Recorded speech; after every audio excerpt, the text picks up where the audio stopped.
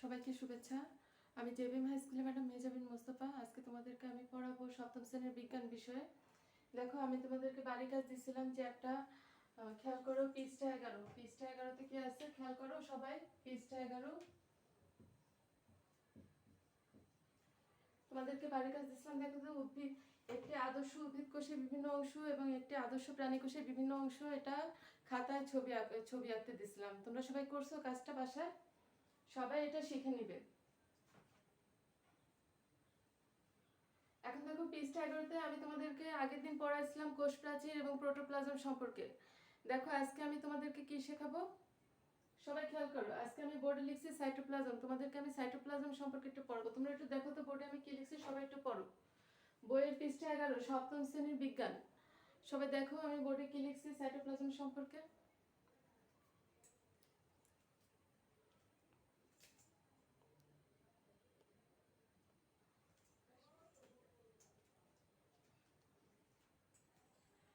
দেখো, আমি লিখছি সাইটোপ্লাজম হচ্ছে কোষের প্রোটোপ্লাজমের নিউক্লিয়াসের বাইরে জেলির মতো অংশকে সাইটোপ্লাজম বলে। সাইটোপ্লাজমের অভ্যন্তরে অবস্থিত কোষের বিভিন্ন জৈবনিক ক্রিয়াকলাপের সাথে সংশ্লিষ্ট সজীব বস্তুসমূহকে একত্রে সাইটোপ্লাজমের অঙ্গাণু বলা হয়। সবাই একটু পড়ো তো, আমি বোর্ডে কি লিখছি, এটা বইতেও লেখা আছে।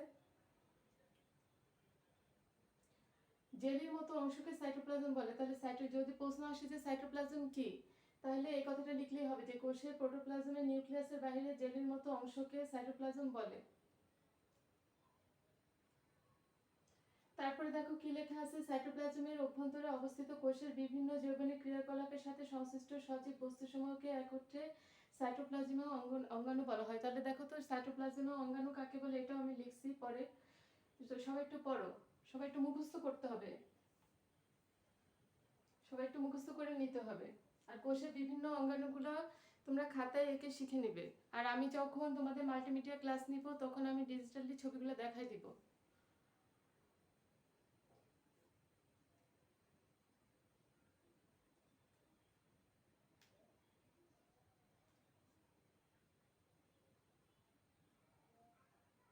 বইয়ের পৃষ্ঠা 11।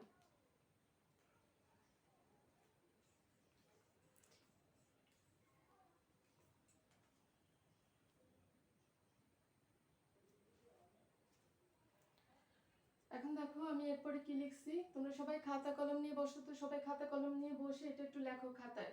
সবাই খাতায় লেখো। দেখো, একটি আদর্শ কোষে সাধারণত নিম্নলিখিত অঙ্গাণুগুলো দেখা যায়। দেখো, অঙ্গাণুগুলোর নামগুলো আমি সব লিখছি। 1 নম্বরে কি লিখছি দেখো তো। 1 নম্বরে প্লাস্টিড, 2 নম্বরে মাইটোকন্ড্রিয়া, 3 নম্বরে কি লিখছি দেখো তো, গলজি বডি, 4 নম্বরে হচ্ছে এন্ডোপ্লাজমিক জালিকা, 5 নম্বরে হচ্ছে রাইবোজোম, 6 নম্বরে লিখছি আমি লাইসোজোম, 7 নম্বরে লিখছি সেন্ট্রিওল। সবাই খাতা কলম নিয়ে বসো। সবাই লেখো তো, একটি আদর্শ কোষে সাধারণত কি কি অঙ্গাণুগুলো দেখা যায় এই নামগুলো সবাই লেখো তো। সবাই খাতায় লেখো। এটা হচ্ছে একটা আদর্শ উদ্ভিদ কোষ, একটা আদর্শ উদ্ভিদ কোষের বর্ণনা এটা। সবাই এগুলো একটু খাতায় লেখো।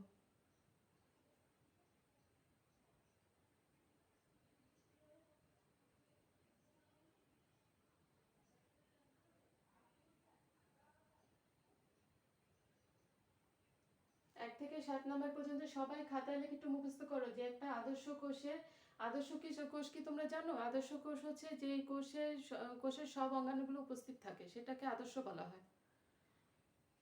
তো দেখো, 1 থেকে 7 নম্বর পর্যন্ত সবাই একটু খাতায় লিখে একটু মুখস্থ করো। একটু সবাই দেখো পড়াটা।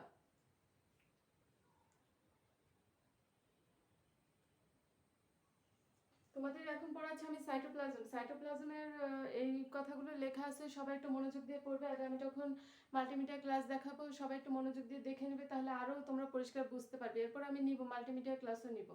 এরপরে দেখো, তোমাদের কোষ গহ্বর সম্পর্কে বলা আছে। কোষ গহ্বর সবাই লিখছো খাতায়? খাতায় লিখে সবাই একটু মুখস্থ করতে হবে।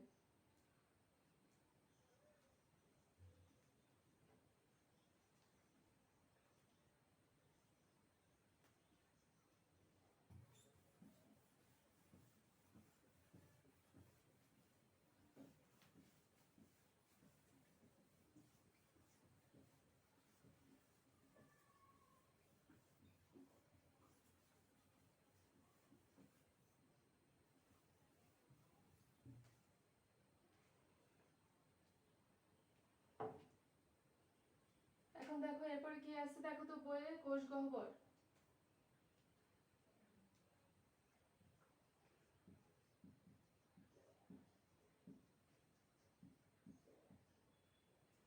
তোমাদেরকে আমি পড়াবো উদ্ভিদ কোষের কোষ গহ্বর সম্পর্কে। এখন দেখো, কোষের সজীব অঙ্গাণু এবং নির্জীব বস্তুসমূহ সাইটোপ্লাজমে ধাত্রে থাকে। উদ্ভিদ কোষের নির্জীব বস্তুসমূহের মধ্যে আছে বিভিন্ন রকমের সঞ্চিত পদার্থ, বর্জ্য পদার্থ এবং খরিত পদার্থ। কোষের সাইটোপ্লাজমে তরল পদার্থপূর্ণ কোষরস ছোট বড় গহ্বর থাকে, তাদের কোষ গহ্বর বলে।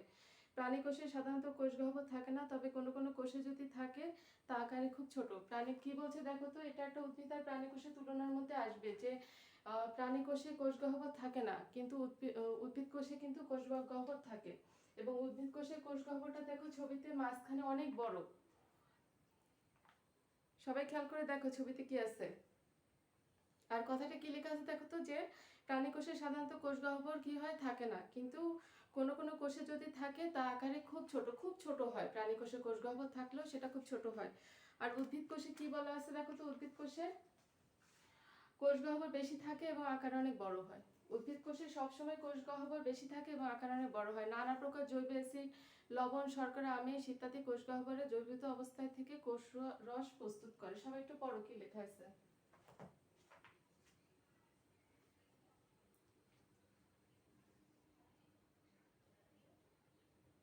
সবাই একটু বইটা আগে একটু দেখো, 12 পৃষ্ঠা পর্যন্ত লেখা আছে, সবাই একটু পড়ো কোষ গহ্বর সম্পর্কে।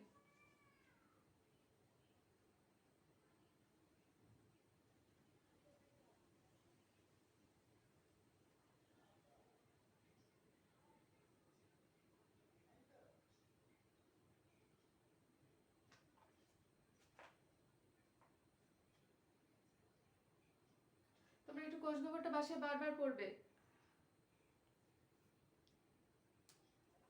আর কোনো সমস্যা হলে আমাকে ফোন করবে।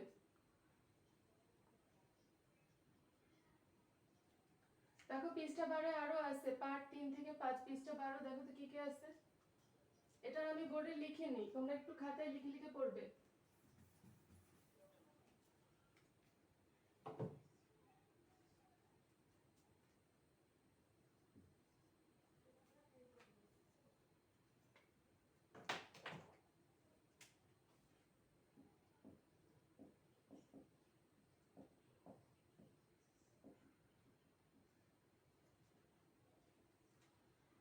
পার্ট 3 থেকে 5।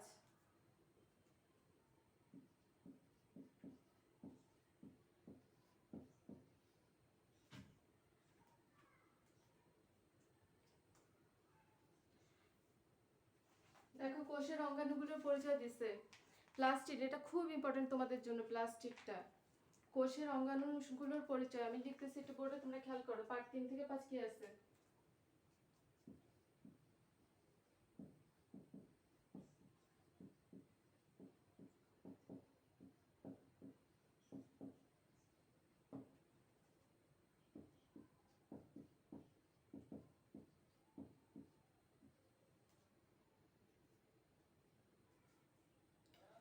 কোষের অঙ্গাণুগুলোর পরিচয় প্রথমে আছে দেখো প্লাস্টিড। প্লাস্টিড সম্পর্কে আজকে তোমাদেরকে আমি একটু পড়াবো।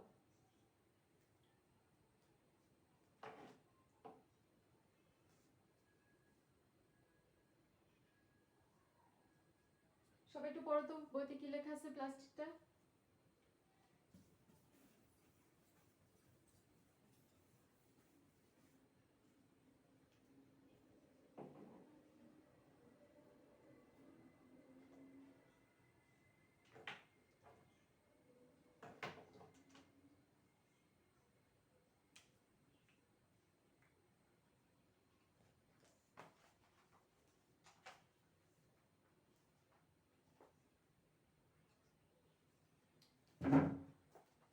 সবাই একটু পড়ো প্লাস্টিড কি লেখা আছে।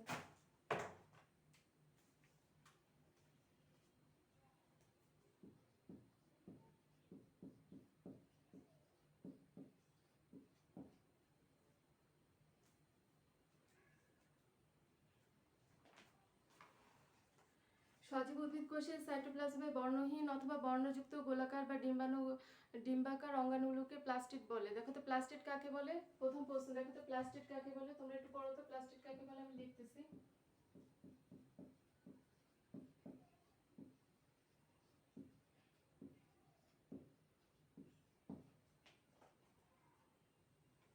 প্রথমে এই লাইনটা হচ্ছে প্লাস্টিড কাকে বলে, এর উত্তরটা তোমরা সবাই লেখো তো, প্লাস্টিড কাকে বলে।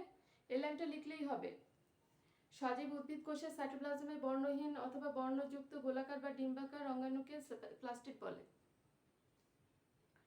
আরেকটা কথা কি লিখছে দেখো তো, প্রাণী কোষে প্লাস্টিড নাই। তাহলে দেখো আজকে তোমাদেরকে আমি যে দুটো জিনিস পড়াইছি, যে কোষ গহ্বর আর প্লাস্টিড, বলছে যে উদ্ভিদ কোষে কোষ গহ্বর খুব বড় আকারে থাকে, বেশি থাকে, আর প্রাণী কোষে কম থাকে। আবার আরেকটা কথা কি বলছে, উদ্ভিদ কোষে প্লাস্টিড থাকে, প্রাণী কোষে প্লাস্টিড থাকে না।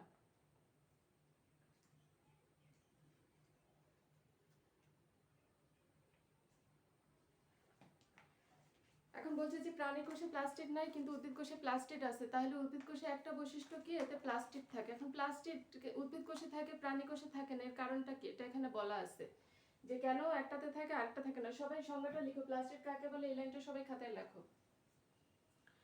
প্লাস্টিড উদ্ভিদের খাদ্য সংশ্লেষে, বর্ণ গঠনে এবং খাদ্য সঞ্চয়ে মুখ্য ভূমিকা গ্রহণ করে। রঞ্জক পদার্থের উপস্থিতি ও অনুপস্থিতির উপর নির্ভর করে প্লাস্টিডকে প্রধানত দুই ভাগে ভাগ করা হয়েছে, ক্রোমোপ্লাস্টিড বা বর্ণযুক্ত প্লাস্টিড এবং লিউকোপ্লাস্টিড বা বর্ণহীন প্লাস্টিড। ক্রোমোপ্লাস্টিড দুই রকম, ক্লোরোপ্লাস্ট ও ক্রোমোপ্লাস্ট। এদের মধ্যে তিনটি অংশ পরিলক্ষিত হয়, যথা আবরণী, স্ট্রোমা এবং গ্রানা। প্লাস্টিডের মধ্যে ক্লোরোপ্লাস্টে সবুজ বর্ণের ক্লোরোফিল নামক রঞ্জক পদার্থ থাকায় সবুজ বর্ণ ধারণ করে, সালোক সংশ্লেষণে সহায়তা করা এর প্রধান কাজ। যেটা সবুজ ক্লোরোপ্লাস্ট বলছে সেটাতে কি বলছে দেখো তো, ক্লোরোফিল নামক রঞ্জক পদার্থ থাকায় সবুজ বর্ণ ধারণ করে, সালোক সংশ্লেষণে সহায়তা করা এর প্রধান কাজ। এর প্রধান কাজ কি বলতো, সালোক সংশ্লেষণে সহায়তা করা। সবাই একটু পড়ো। তাহলে বলছে যে প্লাস্টিডকে প্রধানত দুই ভাগে ভাগ করা হয়েছে। প্লাস্টিডকে প্রধানত কয় ভাগে ভাগ করা হয়েছে, দুই ভাগে। একটা হচ্ছে ক্রোমোপ্লাস্টিড বা বর্ণযুক্ত প্লাস্টিড, আর একটা হচ্ছে লিউকোপ্লাস্টিড বা বর্ণহীন। একটা হচ্ছে রঙিন আর একটা হচ্ছে রং নেই।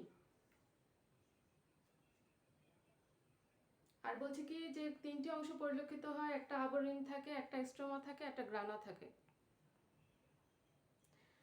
প্লাস্টিডের মধ্যে ক্লোরোপ্লাস্টে কি থাকে বলতো, সবুজ রঙের ক্লোরোফিল নামক রঞ্জক পদার্থ থাকে, সবুজ বর্ণ ক্লোরোপ্লাস্ট থাকায় এর সবুজ বর্ণ ধারণ করে, সালোক সংশ্লেষণে সহায়তা করা এর প্রধান কাজ।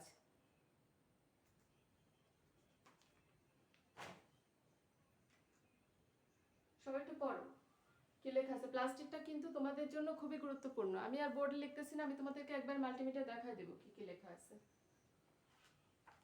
এরপর দেখো ক্রোমোপ্লাস্টে কি লেখা আছে দেখো তো, ফুলের পাপড়ি, ফুল আছে না রঙিন ফুল, সেগুলোর পাপড়ি বিভিন্ন বর্ণের হয়ে থাকে এবং ফলের ত্বকে বিভিন্ন বর্ণ বৈচিত্র্য সৃষ্টি করে। ফলের ত্বকের গুলো বিভিন্ন রঙের, হলুদ হয়, লাল হয়, বিভিন্ন বর্ণ হয়, সেগুলো প্লাস্টিডের কারণে হয়।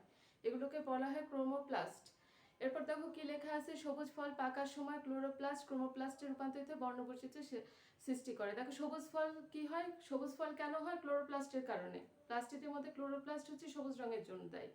এরপর বলছি যখন ক্রোমোপ্লাস্টে রূপান্তরিত হয় তখন বর্ণ বৈচিত্র্য সৃষ্টি করে। এরপর দেখো টমেটোর যে লাল টকটকে রং দেখা যায় তা এই ক্রোমোপ্লাস্টের লাইকোপেন নামক রঞ্জক পদার্থের জন্য হয়ে থাকে। ক্রোমোপ্লাস্টে লাল, কমলা, হলুদ বর্ণের ক্যারোটিনয়েড নামক রঞ্জক পদার্থ থেকে থাকে। সবাই একটু পড়বে, বাসায় সবার এটা বাড়ির কাজ থাকবে। দেখো আজকে তোমাদেরকে আমি পড়াইছি সাইটোপ্লাজম কোষ গহ্বর সম্পর্কে, আর এখন পড়াচ্ছি প্লাস্টিড সম্পর্কে।